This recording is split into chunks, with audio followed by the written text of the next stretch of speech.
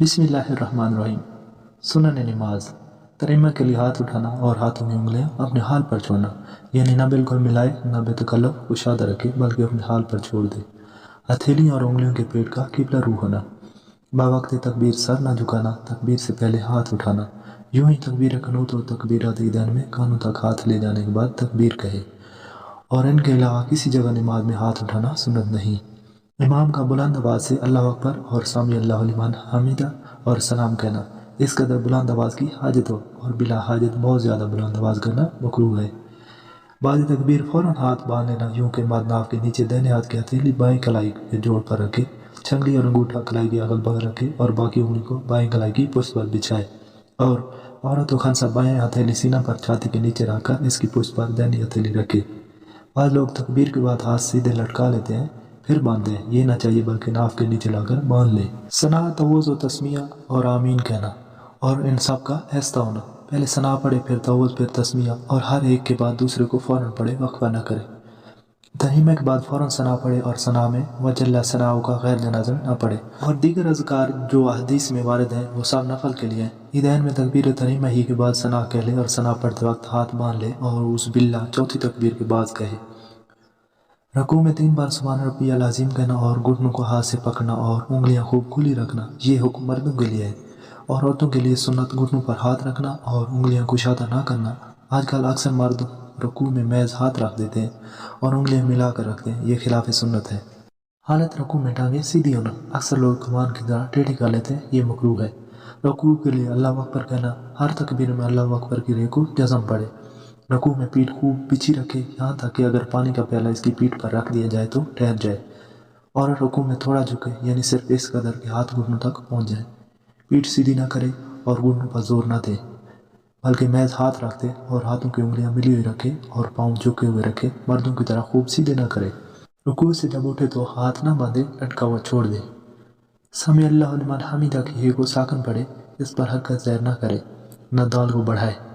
रुकू से उठने में इमाम के लिए समी अल्लाहु लिमन हमीदा कहना और मुक्तदी के लिए अल्लाहुम्मा रब्बना वलकल हम्द कहना और मुनफरिद को दोनों कहना सुन्नत है। सजदा के लिए और सजदा से उठने के लिए अल्लाह अकबर कहना, और सजदा में कम से कम 3 बार सुभान रब्बियल आला कहना, और सजदा में हाथ का ज़मीन पर रखना। सजदा में जाए तो ज़मीन पर पहले घुटने रखे, फिर हाथ, फिर नाक, पेशानी, और जब सजदा से उठे तो इसका अक्स करे, यानी पहले पेशानी उठाए, फिर नाक, फिर हाथ, फिर घुटने।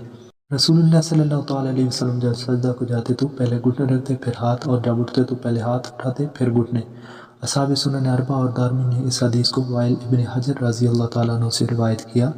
मर्द के लिए सजदा में सुन्नत यह है कि बाजू करनों से जुदा हो और पेट रानों से और कलाइयाँ ज़मीन पर न बिछाए, मगर जब सफ़ में हो तो बाजू करनों से जुदा ना हो। हदीस में है कि जिसको बुखारी और मुस्लिम ने अनस रज़ी अल्लाह ताला अन्हु से रिवायत किया कि फरमाते हैं सल्लल्लाहु अलैहि वसल्लम, सजदा में इत्दाल करे और कुत्ते की तरह कलाइयाँ न बिछाए, और सिमट कर सजदा करे, यानी बाजू करनों से मिला दे, और पेट रान से और रान पिंडलियों से और पिंडलियाँ ज़मीन से। दोनों घुटने एक साथ ज़मीन पर रखे, और अगर किसी उज़र से एक साथ ना रख सकता हो तो पहले दाहिना रखे फिर बायां। दोनों सजदों के दरमियान मिसल तशहुद के बैठना, यानी बायां कदम बिछाना और दाहिना खड़ा रखना, और हाथों का रानों पर रखना। सजदों में उंगलियों किबला रू होना, हाथों की उंगलियां मिली हुई होना। सजदा में दोनों पाँव की 10 उंगलियों के पेट ज़मीन पर लगना सुन्नत है, और हर पाँव की 3-3 उंगलियों के पेट ज़मीन पर लगना वाजिब, और 10 का किबला रू होना सुन्नत। जब दोनों सजदे कर ले तो रकात के लिए पंजों के बल घुटनों पर हाथ रखकर उठे, ये सुन्नत है। हाँ, कमज़ोरी वगैरह उज़र के सबब अगर ज़मीन पर हाथ रखकर उठा जब भी हर्ज नहीं। अब दूसरी रकात में सना और तवज़ ना पढ़े। दूसरी रकात के सजदों से फारिग होने के बाद बायां पाँव बिछाकर दोनों सुरैन इस पर रखकर बैठना, और दायां कदम खड़ा रखना, और दाहिने पाँव की उंगलियां किबला रुख करना, ये मर्द के लिए है। और औरत दोनों पाँव दाहिनी तरफ निकाल दे और बाएं सुरैन पर बैठे, और दाहिना हाथ दाहिनी रान पर रखना और बायां हाथ बाएं पर, और उंगलियों को अपनी हालत पर छोड़ना कि ना खुली हुई हो ना मिली हुई, और उंगलियों के किनारे घुटनों के पास होना, घुटना पकड़ना ना चाहिए। शहादत पर इशारा करना यूं कि चंगली और इसके पास वाली को बंद कर ले, अंगूठे और बीच की उंगली का हल्का बांधे और ला पर कलमा की उंगली उठाए और इला पर रख दे और सब उंगलियां सीधी कर ले। हदीस में है कि जिसको अबू दाऊद और नसाई ने अब्दुल्ला बिन जुबैर रजी अल्लाह ताला अन्हुमा से रिवायत किया कि नबी सल्लल्लाहु अलैहि वसल्लम जब दुआ करते तशहुद में कलमा शहादत पर पहुंचते तो उंगली से इशारा करते और हरकत न देते। नीज़ तिरमिज़ी और नसाई और बहकी अबू हुरैरा रजी अल्लाह ताला अन्हु से रावी कि एक शख्स को दो उंगलियों से इशारा करते हुए फरमाया, तौहीद कर, एक उंगली से इशारा कर। कैदाउल्ला के बाद तीसरी रकात के लिए उठे तो जमीन पर हाथ रखकर न उठे बल्कि घुटनों पर जोर देकर। हाँ, अगर उज़र है तो हज नहीं। दूसरे कैदा में भी इसी तरह बैठे जैसे पहले में बैठा था और तशहुद भी पढ़े। बाद तशहुद दूसरे कैदा में दुरूद शरीफ पढ़ना अफजल है। कैदा आखिर के अलावा फर्द नमाज में दुरूद शरीफ पढ़ना नहीं और नवाफिल के कैदाउल्ला में भी मसनून है। दुरूद के बाद दुआ पढ़ना दुआ अरबी ज़बान में पढ़े, गैर अरबी में मकरूह है। मुक्तदी के लिए तमाम इंतकालात इमाम के साथ होना। अस्सलामु अलैकुम व रहमतुल्लाह दो बार कहना, पहले दाहिनी तरफ फिर बाएं तरफ। सुन्नत यह है कि इमाम दोनों सलाम बुलंद आवाज़ से कहे मगर दूसरा बनिस्बत पहले के कम आवाज़ से हो।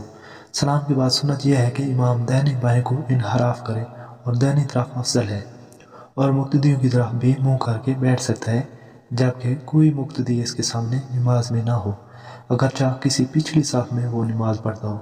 जज़ाकल्लाह।